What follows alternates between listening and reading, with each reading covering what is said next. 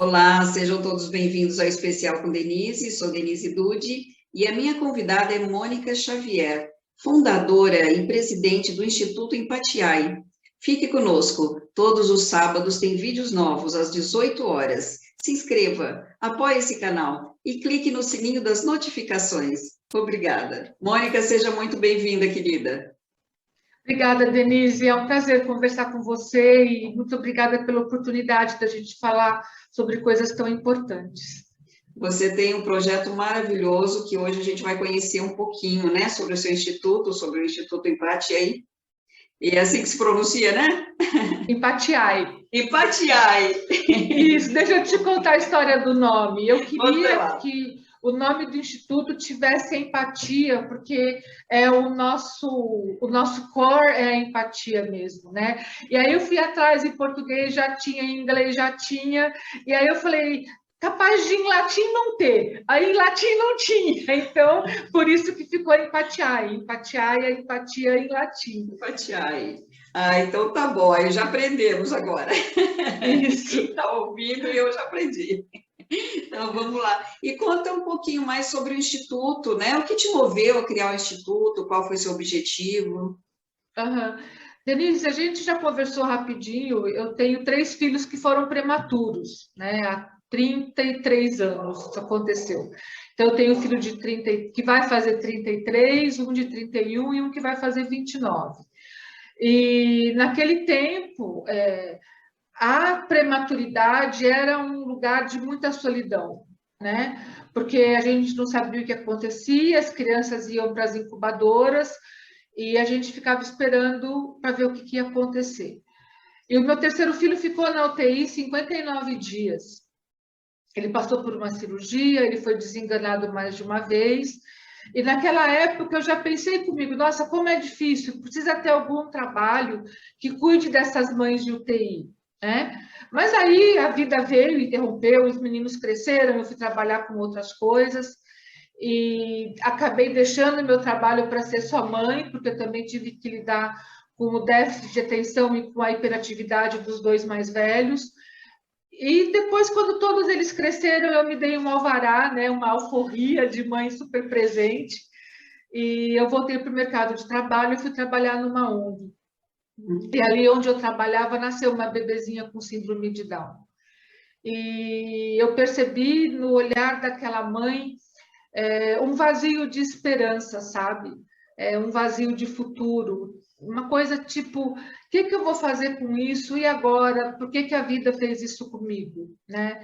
E, ao mesmo tempo que eu pensei nessa mãe, todos os meus questionamentos sobre a prematuridade, sobre o estar numa UTI pediátrica e sobre a dificuldade que a gente tem de ser mãe em alguns momentos, aquilo veio para mim de volta, né?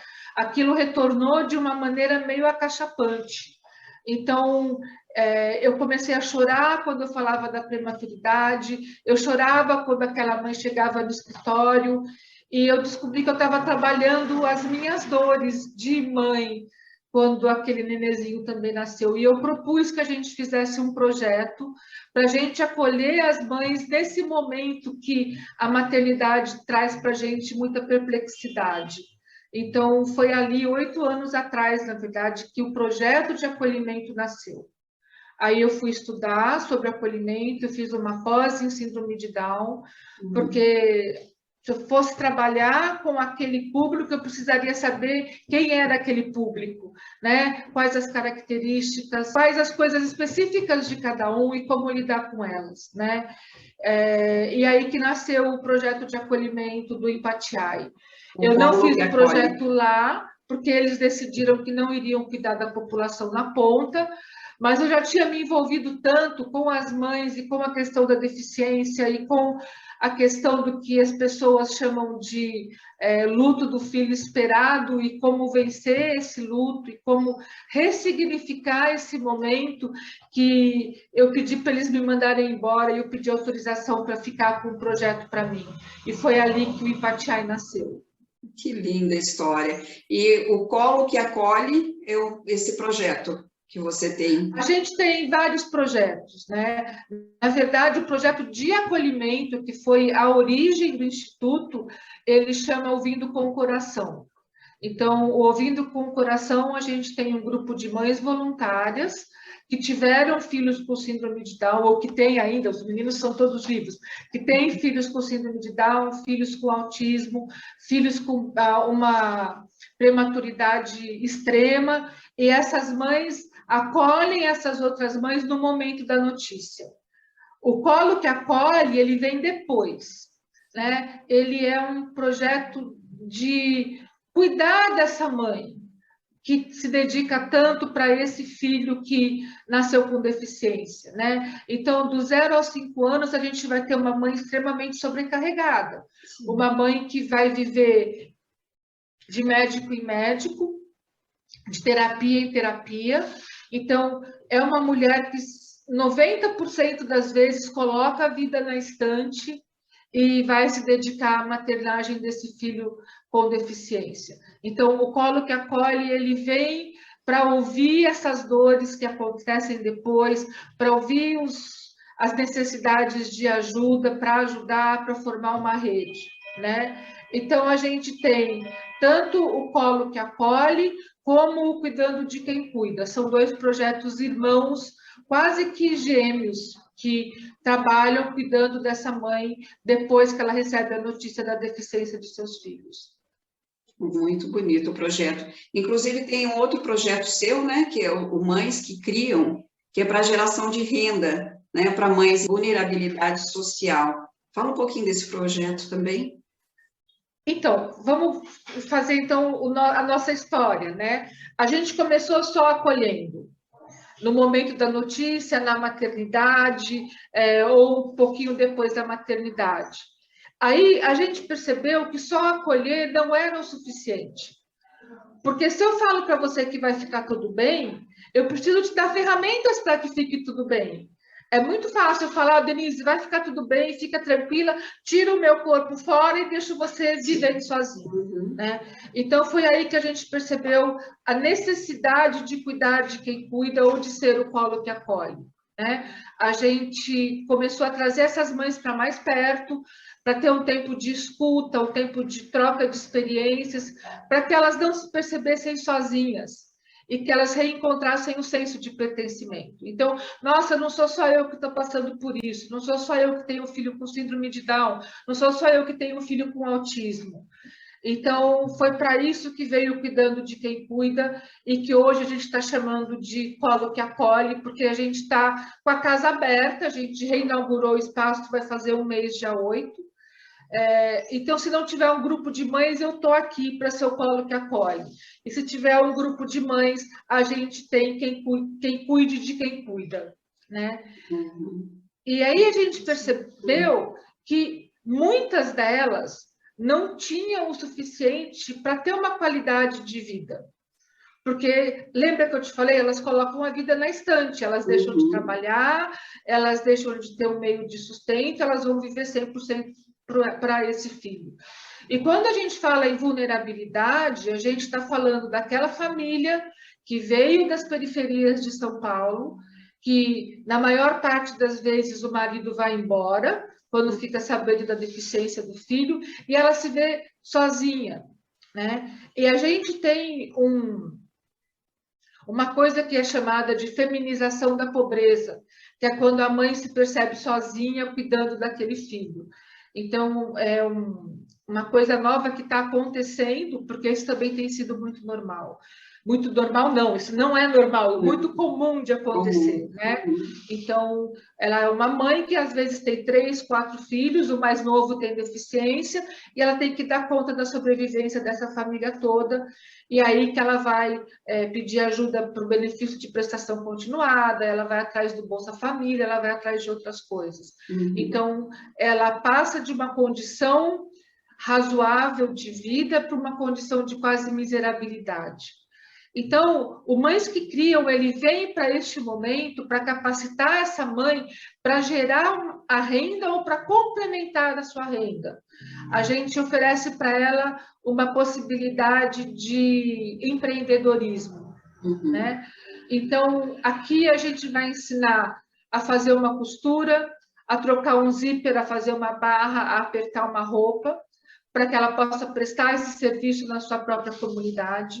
Ou a gente vai ensinar a fazer um crochê, a fazer um tricô, para que ela possa vender as peças e gerar renda, ou um trabalho de feltro para fazer peças de porta para a maternidade, lembrancinhas de nascimento, lembrancinhas de aniversário, e até mesmo a culinária, porque em algum desses lugares ela vai se achar.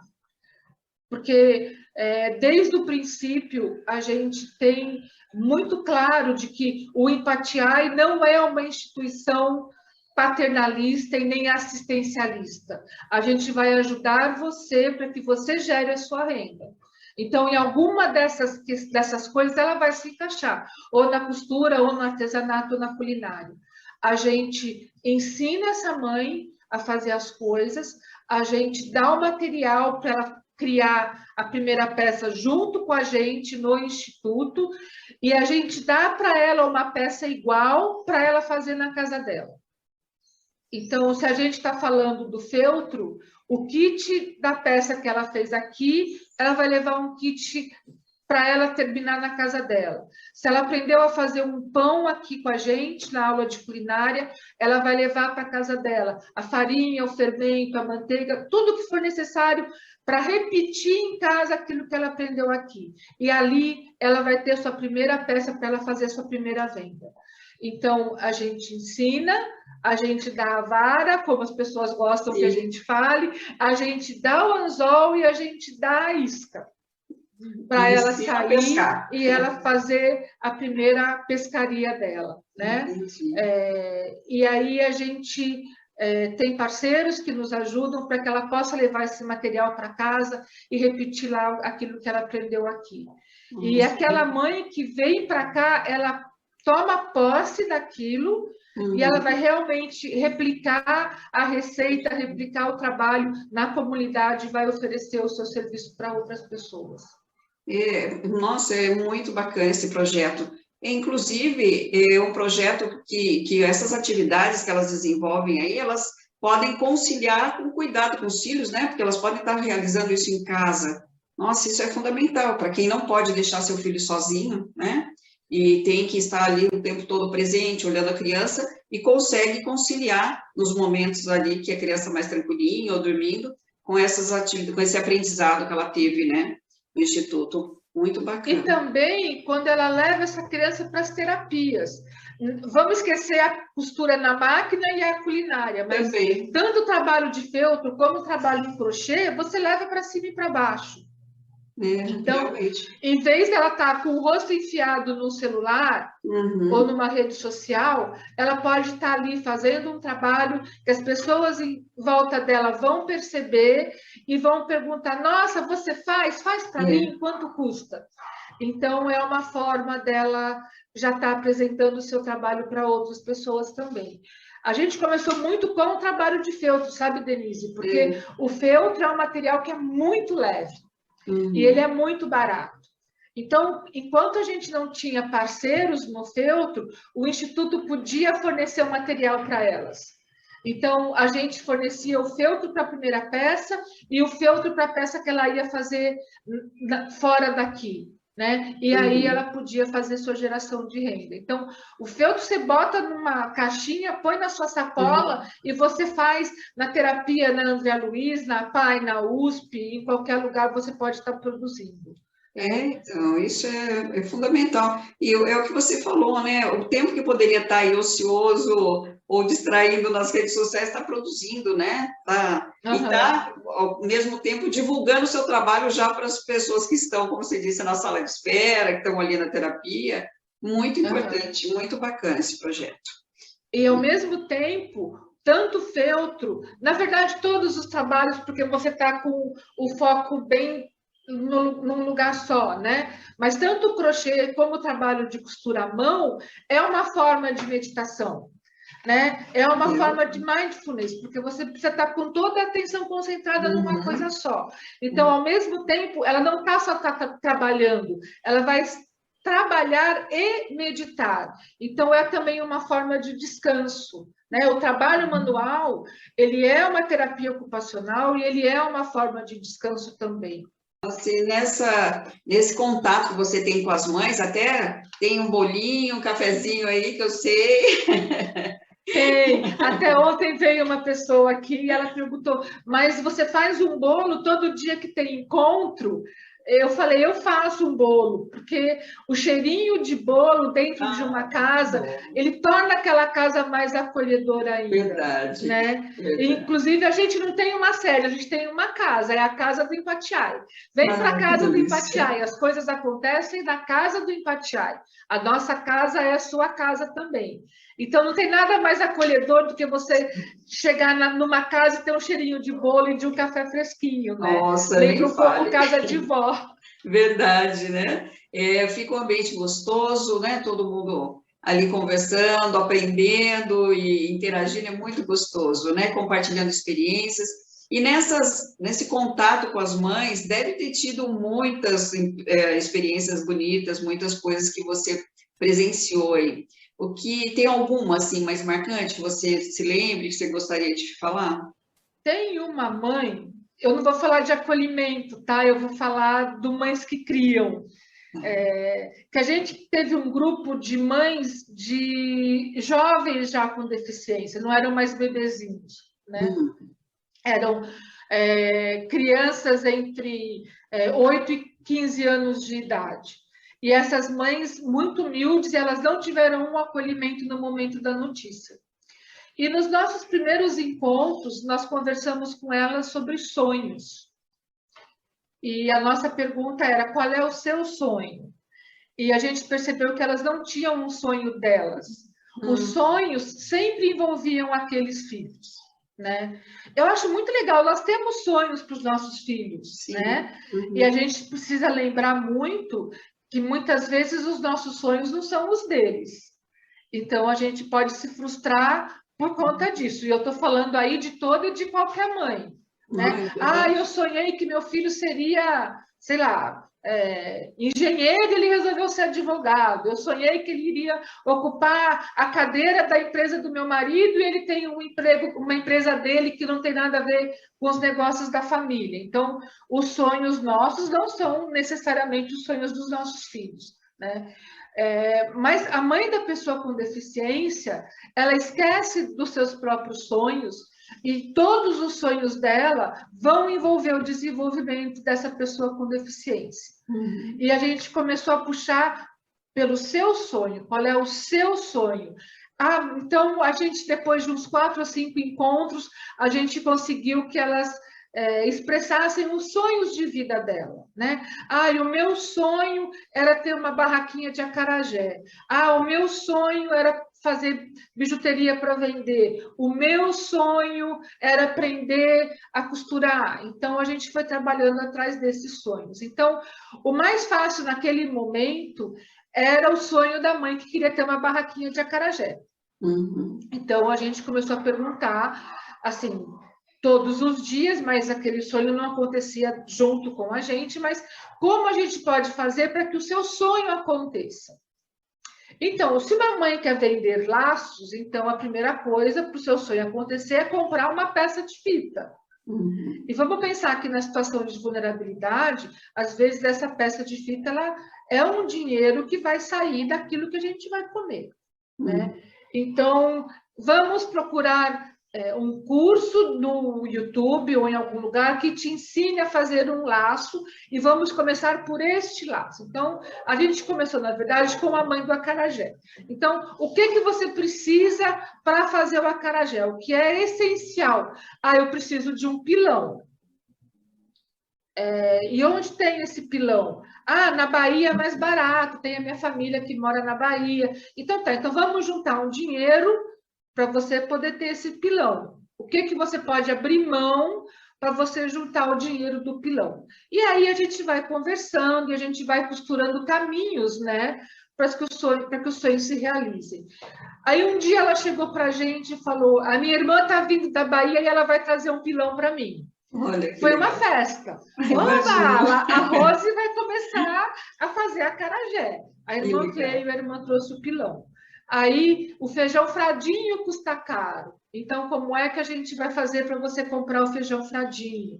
E aí a gente foi ajudando e o ano foi passando e chegou a última aula do ano de dezembro. Vamos trazer um prato cada uma, e o Empatiai traz o doce, traz o refri, traz o café, traz as outras coisas. O que você vai trazer? Ah, eu trago pão de queijo, ah, eu trago... Aí vira a Rose e fala, eu vou trazer o acarajé. Olha que legal. Aquilo, para mim, até hoje eu me emociono. Que lindo, é realmente. Então, eu falei, como assim, Rose? Agora eu estou fazendo acarajé e eu estou vendendo acarajé. Os meus vizinhos sabem que eu faço acarajé. Todo dia, no fim do dia, eu frito um pouco de acarajé, eles passam na minha porta e eles compram o meu acarajé. Então, eu estou emocionada. Que lindo, mas na é lindo verdade, é só o empurrão que elas precisam. Porque quando a gente descobre os nossos sonhos, a gente vive para os nossos sonhos.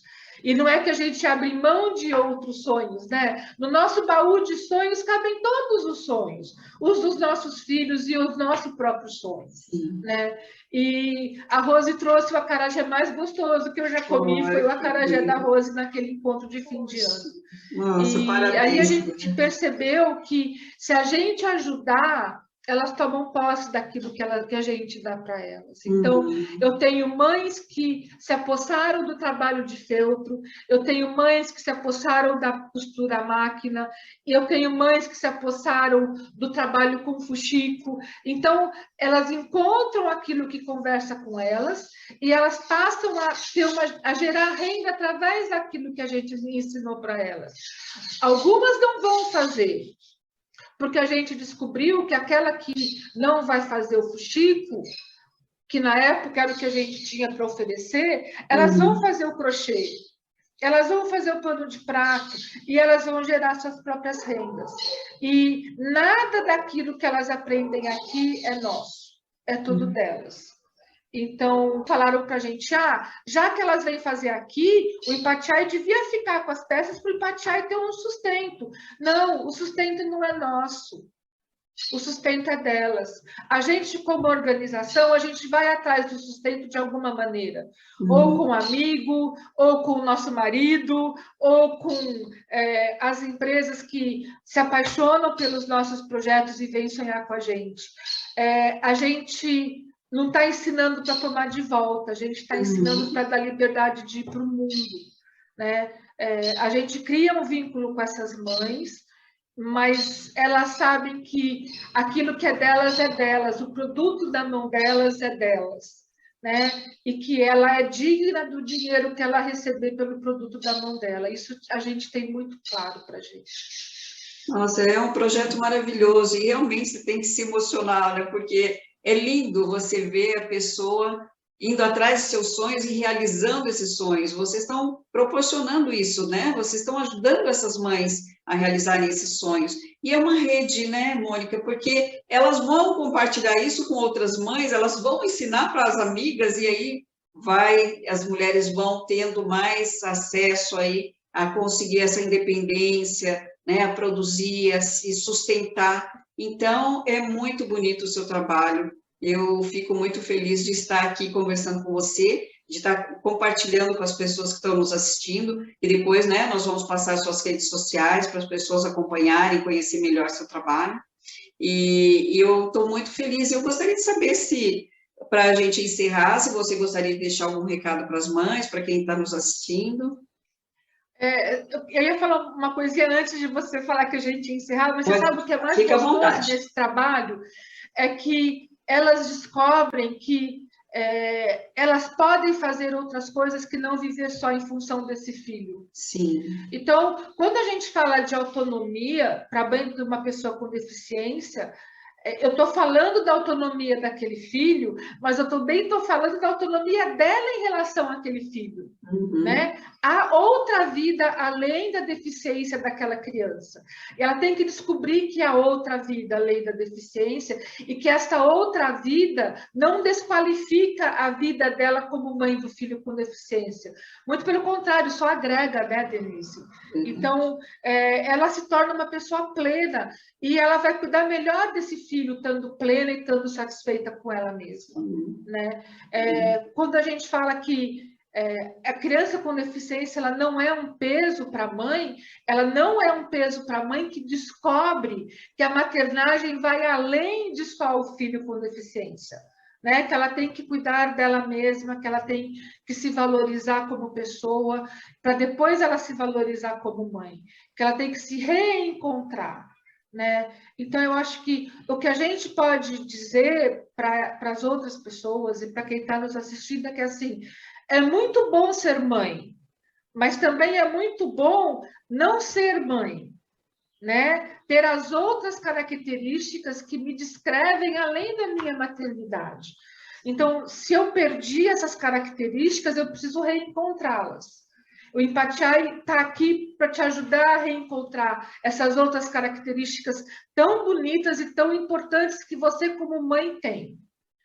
E que você perdeu no meio desse caminho da maternagem. Sim. E é importante, né, que justamente a mãe, como você disse, ela se olhe, ela se encontre, porque então gera uma frustração que acaba gerando uma tristeza, acaba gerando uma dificuldade maior até ao lidar com o filho, com a família, né, e isso acaba gerando uma angústia, uma tristeza muito grande. Então, quando ela se realiza, ela, né, realiza um sonho, ela vai em busca, ela vai se sentir melhor e, consequentemente, vai refletir no filho em todas à sua volta, né, Mônica? Com certeza, né? Muito obrigada. Eu preciso estar bem para você estar bem também. Para você estar bem. Temos, né, não podemos nos esquecer de nós, né? É importante essa individualidade. Nós estamos o tempo todo preocupados com nossos filhos, com muito amor, estamos sempre presentes, mas tem que ter um momentinho para a gente, né? Como você disse, ela está lá concentrada, focando, fazendo uma coisa que gosta, que realiza, isso vai nos dar mais energia, mais força para continuar e cada vez melhor.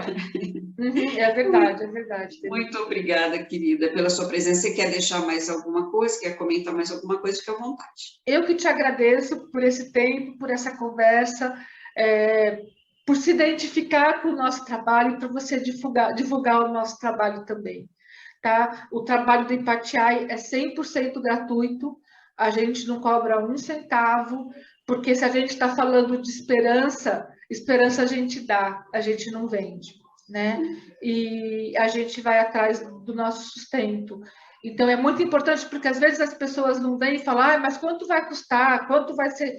A gente está aqui de portas abertas te esperando para você saber que aqui é o seu lugar, a nossa casa é a sua casa, e é assim mesmo que a gente funciona. Muito obrigada. Eu agradeço a sua participação de coração, viu? Foi uma delícia falar com você, também me emocionei junto com você, é muito gostoso a gente ver as pessoas bem, né? E cada dia descobrindo aí tantas possibilidades.